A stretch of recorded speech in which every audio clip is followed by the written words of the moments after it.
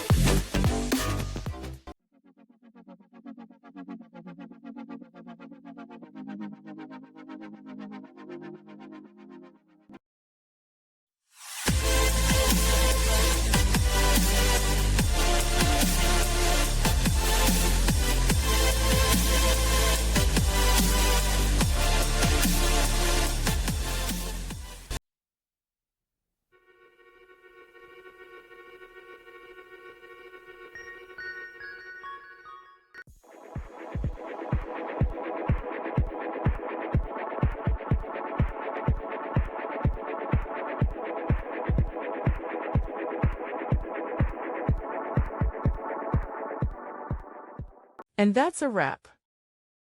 I hope you found the answer you were looking for. If you did, take a second to hit that subscribe button. It really helps out. And let me know in the comments which solution worked best for you. See you next time in the debug zone.